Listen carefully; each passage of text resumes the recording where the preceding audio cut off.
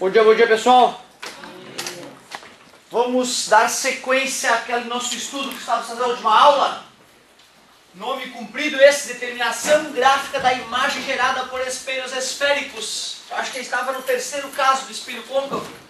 Mas vamos repetir todos os detalhes aí para que todos possam organizar suas ideias e dominar esse assunto que é relativamente tranquilo. Olha só, nós estamos estudando ótica há algum tempo já. Nós vimos que existem fontes de luz pontuais e extensas, policromáticas, monocromáticas, incandescentes, luminescentes, dentro das luminescentes, bioluminescente, quimioluminescente, fosforescente, fluorescente. Vimos que os raios de luz propagam-se em linha reta, são independentes e são reversíveis, são os três tipos de lógica geométrica. Vimos as leis da reflexão. O raio incidente ou raio refletido e a reta normal são coplanares. O ângulo de incidência é igual ao ângulo de reflexão. A segunda lei, que é mais importante que a primeira. Me baseando apenas nessas leis da reflexão, eu mostrei para vocês como é que a gente desenha a imagem gerada por um espelho plano. Vimos que no espelho plano a imagem é direita, virada de cabeça para cima, assim como objeto, do mesmo tamanho, virtual, ou seja, ela é uma alucinação gerada pelo cérebro, não existe aquilo que a gente está enxergando no espelho plano. E reversa. O que significa ser reversa? É o fato de, se levantarmos a nossa mão direita, a imagem levanta a mão esquerda dela, certo? Nós ainda falamos sobre translação e rotação de espelho plano. Quando a gente translada um espelho, a imagem translada o dobro. Quando a gente rotaciona um espelho, os raios refletidos rotacionam o dobro. E aí, depois de trabalhar com os espelhos esféricos, nós começamos a trabalhar com o espelho plano, nós começamos a trabalhar com espelhos esféricos.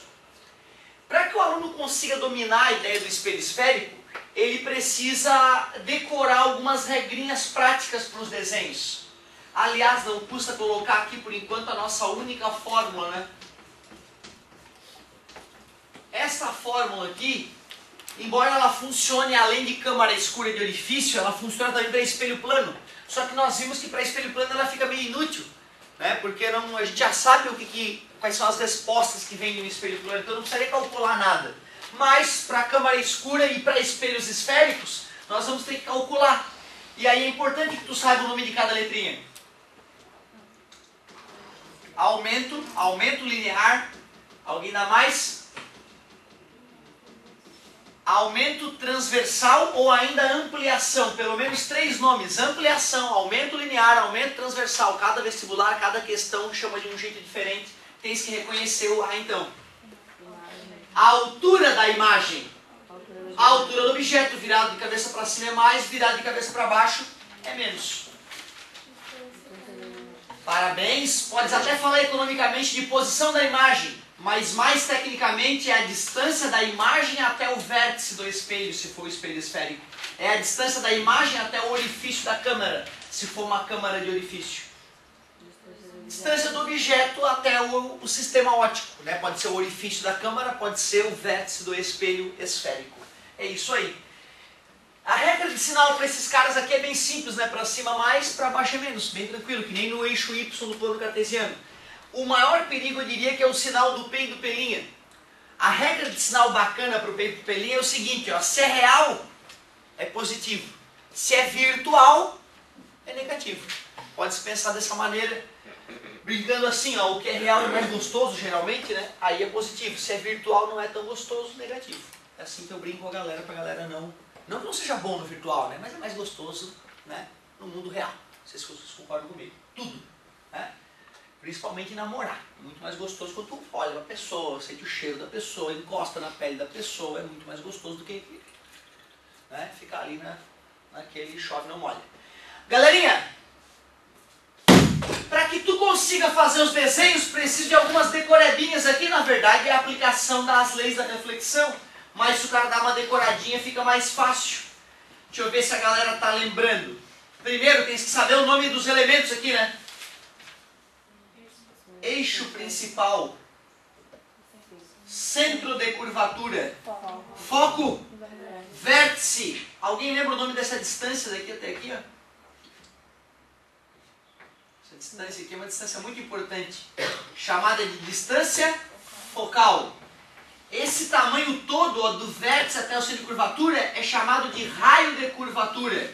E já que eu tenho dois focos para completar o raio de curvatura, uma fórmula que eu não fornecerei, R é igual a 2F.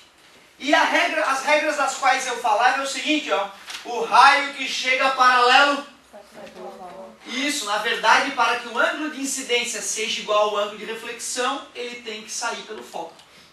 Portanto, o raio que chega pelo foco sai paralelo, dois raios. É isso aí, esse raio já mostra, esses dois raios já mostram a reversibilidade dos raios de luz. O raio que chega atingindo o vértice é refletido com o mesmo ângulo, pode usar um macetezinho de duplicar aquela distância para poder desenhar o teu raio com boa qualidade. Ó, mesmo fazendo na mão, ó, ficou bem razoável, ó, o ângulo de incidência é igual ao ângulo de reflexão. Último raio também importante para a gente entender esses estudos. O raio que chega passando pelo centro de curvatura volta sobre ele mesmo. Na verdade, a gente só se familiariza fazendo esses desenhos com praticando um pouquinho. Eu que sempre confessei para vocês ter uma coordenação motora prejudicada, né? Minhas letras, meus desenhos eram terríveis. Então eu tinha muita dificuldade, eu passei umas 2 tardes pelo menos tentando fazer os desenhos para me convencer de que, não, vou conseguir no dia da prova fazer o desenho e catar a informação que eu preciso. Mas eu tive que dar uma treinadinha. Bom, agora vamos lá. Agora que a gente já sabe desenhar raios refletidos no espelho côncavo, depois eu reviso no convexo. Vamos estudar as 5 possibilidades para o espelho côncavo. Primeiro eu testei com vocês um objeto distante, não foi? Pegar um objetozinho aqui, ó, atrás do centro de curvatura. Quantos raios eu preciso desenhar para poder descobrir onde está a imagem? Apenas 2 raios saem da cabeça do objeto. O raio que chega paralelo, olha que simples, o raio que chega paralelo sai pelo foco. O raio que atinge o vértice, ó o macete para desenhar o mesmo ângulo. Ó. O raio vai ter que passar por aquele ponto ali, não tem jeito.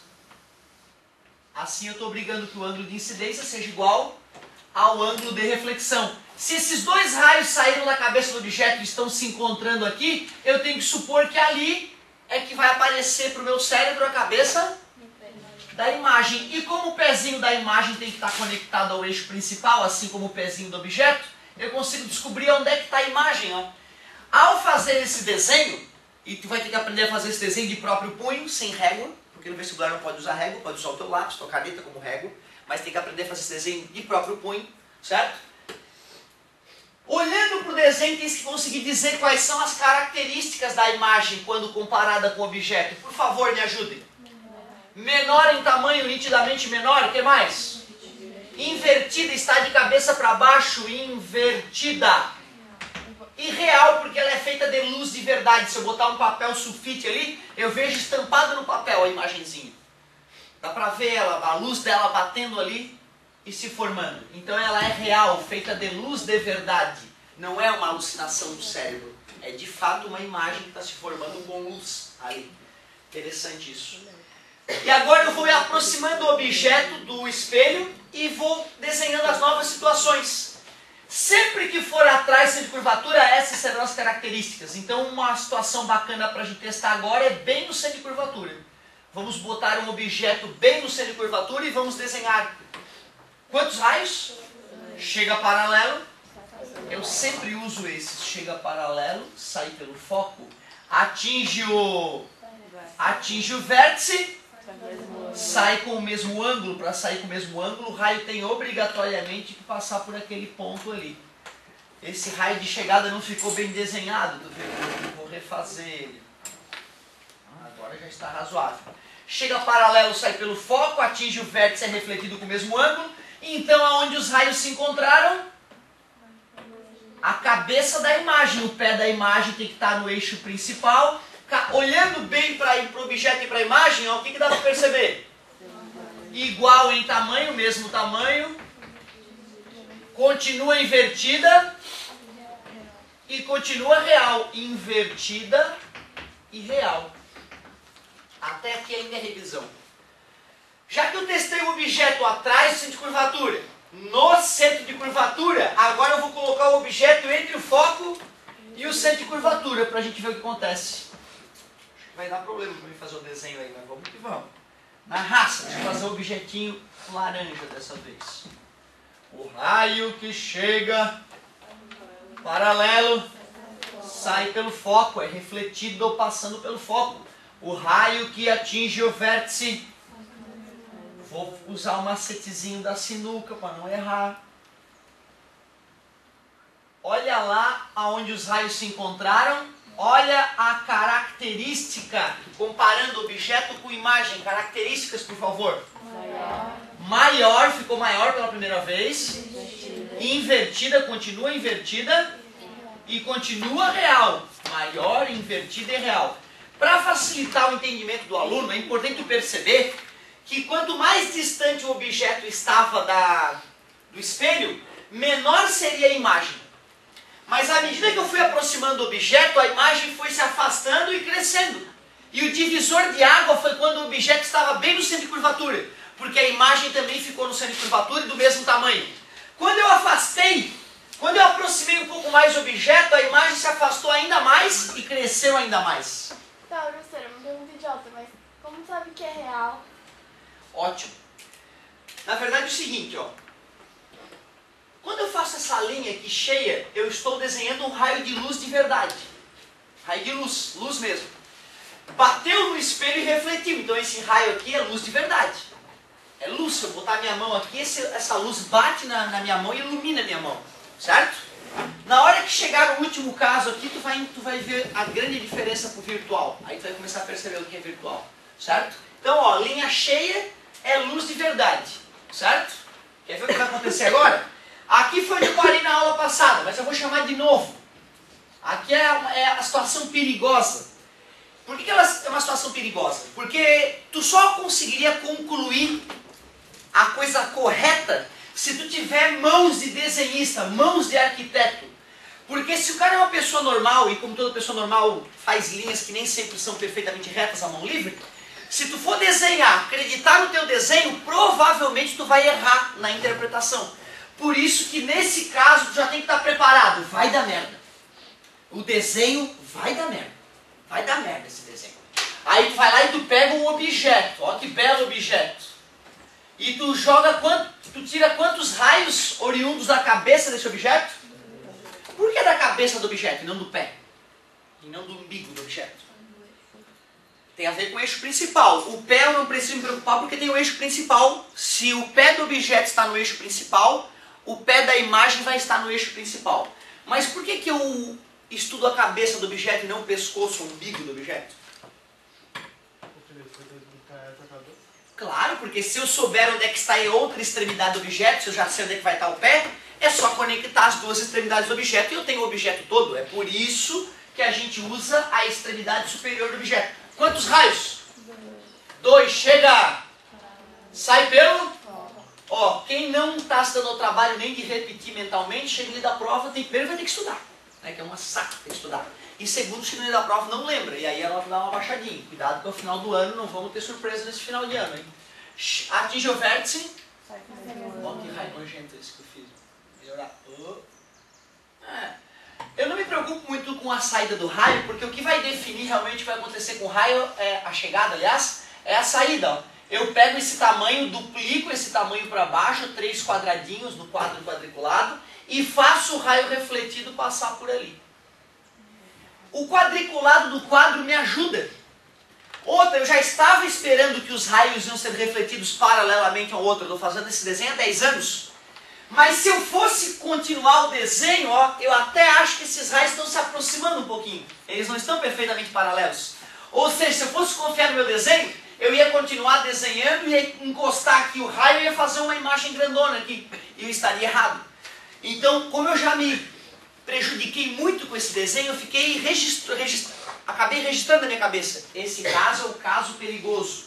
É o caso em que os raios não vão nem se aproximar, nem se afastar. Os raios emergem do espelho paralelamente. E retas paralelas não se encontram.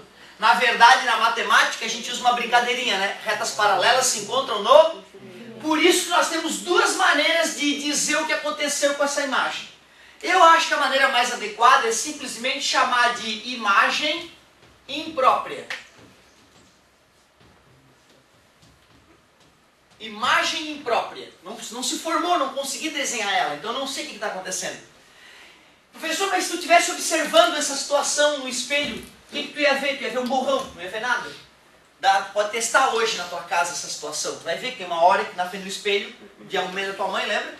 Tu não te vê, tu vê um borrão. É porque o que aconteceu nessa hora? É porque tu, que é o objeto, está bem no foco. Aí os raios refletidos pelo espelho não se encontram ao entrar no teu olho. E aí tu não vê a imagem, tu vê um borrão. Certo? Mas olha que interessante o que vai acontecer, e agora que tem a ver com a pergunta que o colega me fez. Quando o objeto for aproximado ainda mais, onde é que eu posso colocar esse objeto?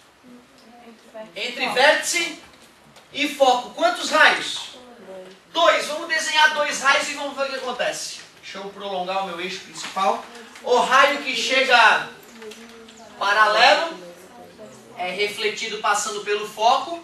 O raio que atinge o vértice é refletido com o mesmo ângulo. Olhem bem esses raios refletidos. O que está acontecendo com eles? Mas o que teu cérebro diz para ti quando esses raios se afastando penetram na tua pupila, entram no teu olho? O cérebro entende que a luz anda, mas como esses raios estão se afastando, de onde é que eles saíram então, já que eles saíram juntos do mesmo lugar? Eu vou ter que, para descobrir onde é que o meu cérebro está enxergando a saída desses raios, eu vou ter que fazer o quê? Eu vou ter que fazer uma pontilhada prolongando esse raio. Porque o meu cérebro entende que a luz anda. Então se chegou o raio se afastando, penetrando no meu olho, o meu cérebro entende, ó, tá vindo lá de trás esses raios. Para saber onde é que o cérebro vai enxergar o ponto de saída desses raios, eu vou prolongar. Isso vai ser sempre assim. Sempre que raios refletidos estiverem se afastando, tu vai ter que prolongar. E o prolongamento é feito com pontilhada. Então, ó, deixa eu ver, meu cérebro diz para mim que esse raio veio de lá, ó. Meu cérebro me avisa quando eu olho esses raios penetrando no meu olho, meu cérebro fala, ó, Otávio, essa luz veio lá de trás, linha reta. E olha aqui onde as pontilhadas se encontram. Ou seja, já que essa luz sai da cabeça do objeto, o meu cérebro vai formar para mim a cabeça da imagem aqui atrás, ó. E olha só, ó, que bonitona essa imagem, características da imagem. Maior espelho de aumento. Maior,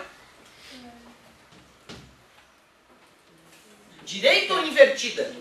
Direita, virada de cabeça para cima, direita, real ou virtual? Virtual, porque ela é feita de prolongamentos de raio de luz, ela é uma alucinação do cérebro, ela não existe. Tu não pode projetar ela numa parede, tu não pode botar na tua mãozinha a luzinha projetada, porque simplesmente teu cérebro foi iludido pela reflexão da luz, certo? Então ela é chamada justamente de virtual. Se tu usa espelho de aumento na tua casa, para escrever uma espinha, tirar um cravo ou tirar um pelinho indesejado, sem dúvida é esse caso de espelho que tu estás usando. Ó, um espelho côncavo, onde você é o objeto e para que ele funcione como espelho de aumento, este objeto tem que estar entre foco e vértice. Vértice e foco, tanto faz. E aí olha que legal, já que todos vocês praticamente têm pelo menos espelho de aumento pequenininho lá na bolsa da mãe, pode ser, tu pode ir fazer esse estudo na tua casa hoje à tarde. Se fizeres, não esquece para a prova, né? Se não fizeres, amanhã tu já não lembra nada de espelho esférico, porque o cérebro humano é assim. Então, ó, tá lá o espelho, estás bem pertinho, então estás te vendo grandão, é o espelho ali. Aí tu faz o contrário, tu vai te afastando, ó. Quando tu te afastar um pouquinho, o que vai acontecer? Vai dar um borrão uma hora. Onde é que tu estás nessa hora? Bem no foco, dá até para medir a tua distância do teu olho até o espelho e descobrir qual é o foco daquele espelho. E se tu te afastar um pouquinho mais a partir desse borrão, tu tem que ficar de cabeça para baixo e grandão. Tem que ficar. E se não ficar, chama um padre. Pode chamar um padre que é um efeito paranormal e vai ganhar Nobel de Física aí, a descoberta desse espelho revolucionário que não obedece às leis da física. E tu te afasta um pouquinho mais. Tu vai continuar de cabeça para baixo, mas tu vai dar uma diminuída. E se tu te afastar um pouquinho mais do espelho? Nessa hora tu vai ter que ter botado numa mesa, né? E vai ter que te afastar, não vai dar mais para segurar, o teu braço não vai ser suficientemente grande. O que vai acontecer? Tu vai continuar de cabeça para baixo, mas tu vai estar cada vez menor, vai ir diminuindo cada vez mais, certo? Às vezes é difícil para tu achar o eixo principal do espelho, já que não está marcado no espaço, né? Tu tem que ficar procurando ali, descobrir, me achei ali. Às vezes demora até tu conseguir te localizar. Você vai usar aquela linha azul ali para fazer o desenho? Olha, na verdade, em todos eles eu poderia usar essa linha do meio. Tu tá falando desse raio azul, né? O raio que chega pelo centro de curvatura, volta sobre... Só isso. Tá vendo? Eu poderia ter usado como segundo raio nesse raio, se eu quisesse. Tá bem? Ele funcionaria igual, olha só que loucura. Qualquer um dos 4 raios que tu usar vai gerar a mesma imagem.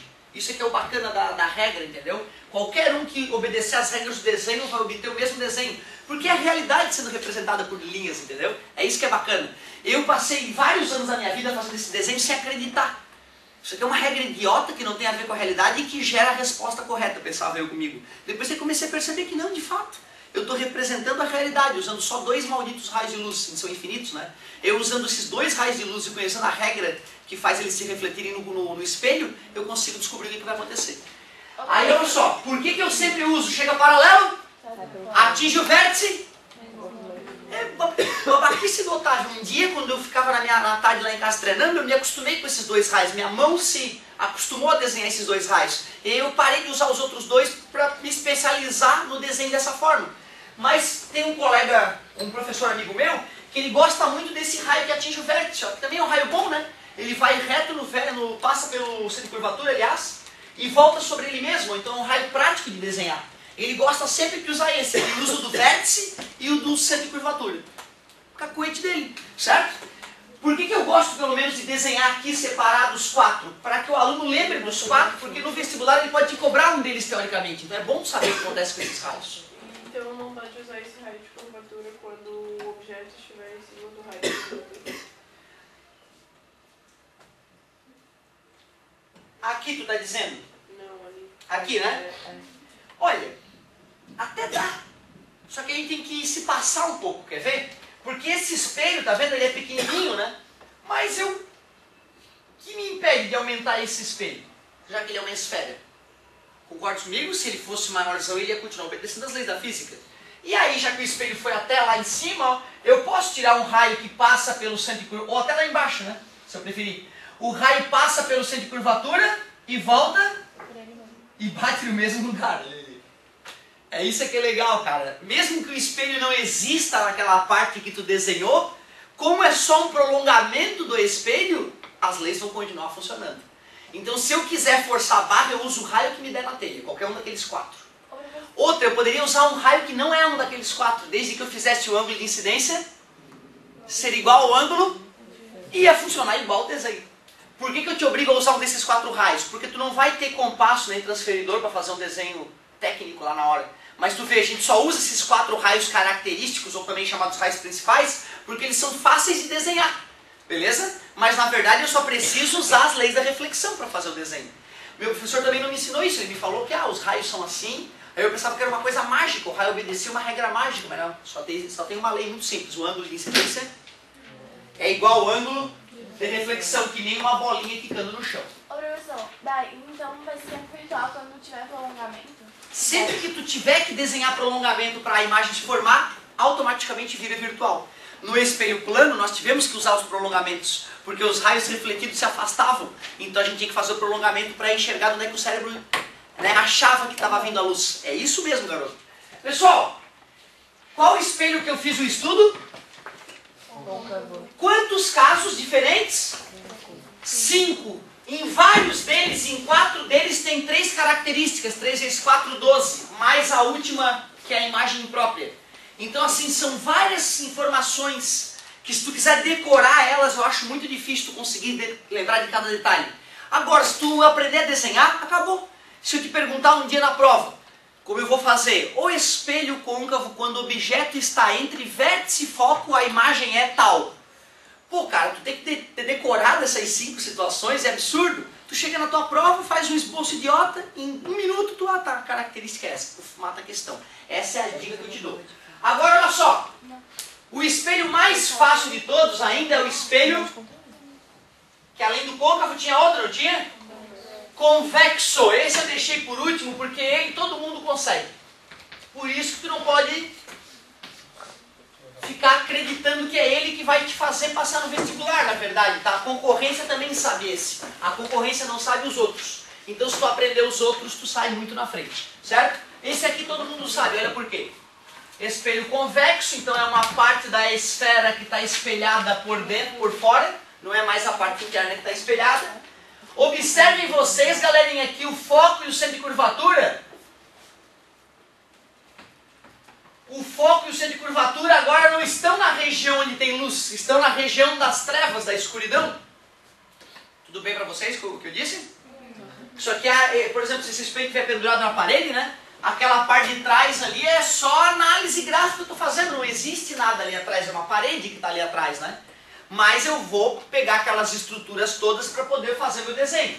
Aliás, não pode esquecer o nome, né, cara? Eixo principal, centro de curvatura, foco, vértice, distância focal, raio de curvatura. Certo? É isso aí, galerinha. Onde é que será que eu tenho que colocar meu objeto para fazer o desenho? Na frente do espelho agora, né? Porque não dá mais para ele ficar entre uma coisa e outra. Por isso que só vai ter uma característica o espelho convexo. Por isso que é gostoso de estudar. Porque não são 5 possibilidades. Então tá, o objeto pode ficar em qualquer lugar por aqui, porque ele vai ter que ficar na frente do espelho mesmo. Quantos raios? Chega! Sai pelo? Não vai fazer esse raio penetrar no espelho. Isso aí não é vidro, é espelho. A luz bate e volta. Mas como é que eu vou saber para onde é que ela volta? Eu pego uma pontilhada que passa pelo foco e uso essa pontilhada como direção de reflexão, tá vendo? Observem que ali é como se tivesse um mini plano, a reta normal, o ângulo de incidência é igual ao ângulo de reflexão. É isso que é importante ficar claro, eu só estou usando as leis da reflexão. Para não ter que ficar pensando nela toda hora, chega paralelo, decora essa regrinha e pronto. Chega paralelo, sai pelo foco, chega pelo foco, sai paralelo, chega pelo vértice, sai com o mesmo ângulo, chega pelo centro de curvatura, volta sobre ele mesmo. Mais um raio só. O que eu gosto, tu sabe, né? É o que atinge o vértice. Eu joguei muito sinuca na minha infância e na minha adolescência, então eu era bom de medir a distância, duplicar, para não errar a tabela, não errar a bolinha. Vocês já jogaram sinuca, né? Para quem não está entendendo quando eu falo o macete da sinuca, a brincadeira é a seguinte, ó.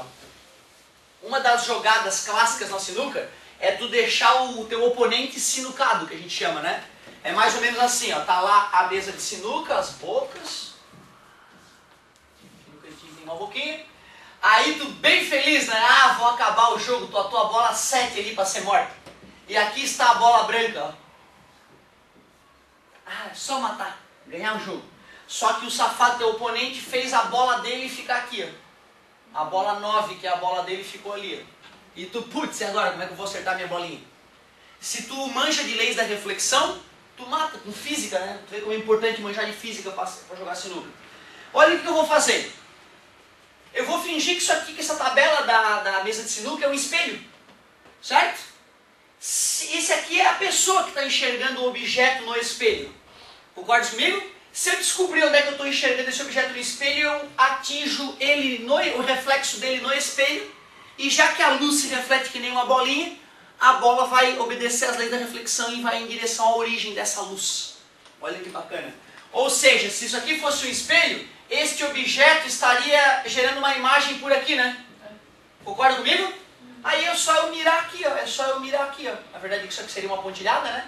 Se eu miro a bolinha aqui, já que o ângulo de incidência é igual ao ângulo de reflexão, ela bate na tabela e acerta a bolinha. Pelo menos eu não ganhei o jogo, mas não perdi a minha vez. Certo? Se tu errar em bola, tu perde a vez na sinuca, né? Certo? Tá, pessoal, mas eu não entendi essa história de duplicar a distância. Eu faço assim, na verdade, quando o cara é criança e o pai do cara deixa o sujeito, né, trabalhar um pouquinho mais a jogada, a gente pega o próprio taco da sinuca, mede essa distância aqui, certo? Duplica ela pra cá e marca essa distância mentalmente. Aí a gente vai lá com a bola branca e com o taco e mira nessa distância aqui. E aí, pelas leis da reflexão, se tu não botar a bolinha para girar, né, se tu não der um efeito na bolinha, ela bate na tabela e reflete bem onde tu queria. Claro que jogadores profissionais de sinuca não podem ficar medindo com o taco, senão o jogo não acaba, ninguém erra, certo? Às vezes os caras mentalmente faz 3 tabelas. Imagina, ele usou as leis da reflexão 3 vezes de cabeça na tabela e ele vai lá e bate na bolinha dele. É que o cara é profissional, certo? E o leigo não, o leigo ele precisa medir para poder conseguir essa precisão toda, né? Mas então quando eu falo duplica a distância, usa o macete da sinuca, é simplesmente porque a sinuca usa as leis da reflexão mesmo. Duplica a distância, vai dar atacada, não vai errar, não tem jeito. Legal, mas peraí que eu não acabei. O raio que chega, sai pelo? O raio que atinge, sai com o mesmo? Quando eu estiver olhando este objeto no espelho, os raios que penetrarem no meu olho vão estar se afastando. O que eu faço para descobrir onde é que eles vêm? Prolonga. E o prolongamento é sempre com ponte. Uma das pontilhadas já estava feita, eu fui obrigado a usar ela para fazer o raio. Outra pontilhada, olha lá que meigo, as pontilhadas se encontraram naquele ponto. Oh, que bonitinha a imagem. Características, por favor. Nitidamente menor. Direita e virtual. Esse espelho esférico, convexo, ele é mais difícil de desenhar por causa das pontilhadas, dos prolongamentos ali. Porém, a galera chega nem a desenhar ele, porque é só uma situação para o espelho convexo. O pessoal prefere decorar VMED. A galera fala VMED por aí afora. Espelho convexo, VMED. Por isso que não é bom quando ele cai no vestibular, porque todo mundo sabe, VMED. Aí vai lá, virtual menor direito. Cuidado, não vai fazer como alguns campeões mundiais nos últimos anos, na minha aula, que decora VMED e não sabe o que significa VMED. Se tu me escrever, se eu te perguntar quais são as características do espelho convexo, tu escreve VMED e tu vai causar graça no corretor da prova. Porque ele não vai dar nada, nenhum décimo para ti. Porque não significa nada VMED. Tem que saber que é virtual, menor e direita. Outra coisa que acontece todo ano, alguém vai lá e escreve o M como média. Não é nem grande nem pequena, professor, é média a imagem. Tá? Ou é maior ou é menor, não me vem com média porque não existe média. Maior, menor ou até igual, eu só estou comparando os tamanhos. Não vai decorar VMED sem saber o que significa, por favor. Virtual, menor e direita. Infelizmente nem tudo é só desenho. A galera vai muito bem na parte do desenho.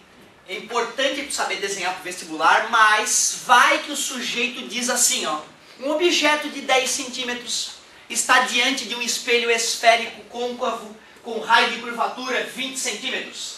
Sabendo que o objeto está a 30 centímetros do vértice do espelho, calcule a posição e a altura da imagem.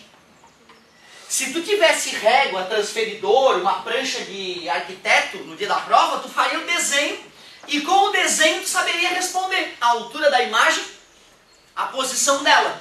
Só que no vestibular nós não podemos usar régua, como eu já deixei claro, por isso nós vamos ter que aprender também a fazer cálculos, não só desenho. Um dos cálculos está aqui, galera. Ó. I sobre O igual a menos pelinha. Só tem mais uma formuleta que a gente precisa saber usar para detonar essa parte de espelho esférico.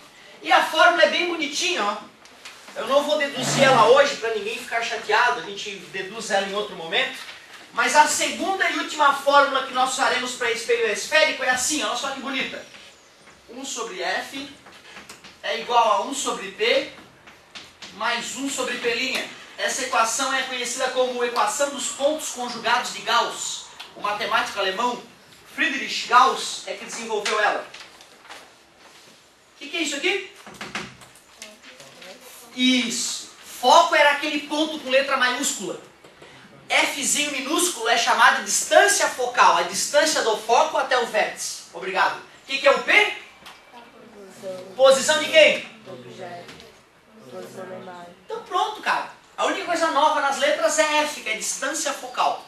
Qual é o grande risco do cara na hora de usar essa fórmula aqui? Ele se confundir com o sinal do F.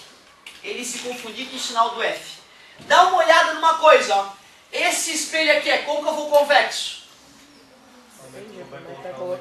Depende onde está a parte espelhada. Já tentei pegar vocês algumas vezes com isso, né? Não quero que ninguém caia nessa. Agora tu pode dizer que espelho é côncavo. Está cavada a parte espelhada, côncavo. Portanto, se esse espelho estivesse espelhado do outro lado, seria convexo. Olha só o foco, centro de curvatura, vértice, foco, centro de curvatura, vértice. Se a parte espelhada é essa aqui, eu concordo então que o objeto tem que estar aqui, né? Se o objeto estiver lá, não vai refletir nada. Então, peraí, o foco está do lado onde a luz está passando, concordam comigo? É do lado real, do lado que eu enxergo, concordam? Porém, olha o espelho convexo, o objeto tem que estar para cá, né? A luz está para cá, para lá está a parede que eu pendurei o espelho. Ou seja, o foco está do lado das trevas, na escuridão, na parte que eu chamo de virtual. E aí, qual é a regra de sinal então para o foco? Negativo para o espelho convexo, porque o foco é virtual, está na parte de trás do espelho, e real, o foco é real para espelho côncavo. Aí essa distância focal na fórmula fica positiva. Então o maior problema que eu vejo no vestibular, o cara começa a questão assim, um espelho convexo de raio de curvatura 10. Tu vai ter que saber que a distância focal menos 5. Lembra? Beleza? Mas parabéns, é isso que eu preciso. De novo, se o cara escreve assim no vestibular, um espelho côncavo tem raio de curvatura 40 centímetros, o que tu anota já na tua prova? F igual a 20 positivo agora, hein? Tá multiplicando, passa. Se o raio de curvatura é 40, tu divide por 2, a distância focal dá 20. Como o espelho era côncavo, dessa vez positivo. Beleza? Um espelho convexo tem raio de curvatura 30 centímetros. O que tu anota no cantinho da prova? F igual a menos 15. É isso. Esse é o grande risco dessa parte de matemática. Outra, olha só, isso aqui são frações, concorda comigo? Como é que eu somo frações aí? Tira o MMC, divide, multiplica. Então, se a pessoa tem muita dificuldade com fração, é possível que ela se confunda na hora de usar essa segunda fórmula. Mas não tem jeito. Agora nós temos que... A parte de desenho vocês vão dar uma treinadinha e vão fazer algumas questões, vão se acostumar. A parte mais perigosa é a parte de conta. Eu faço uma, tu faz 5. É assim que a gente vai brincar agora. Beleza? Vou fazer um exemplo para vocês e vou selecionar questões para a gente ficar bem fera nessa parte. Mas acabando, meu querido. Vai passar bem rápido na hora que fizer exercício, eu prometo.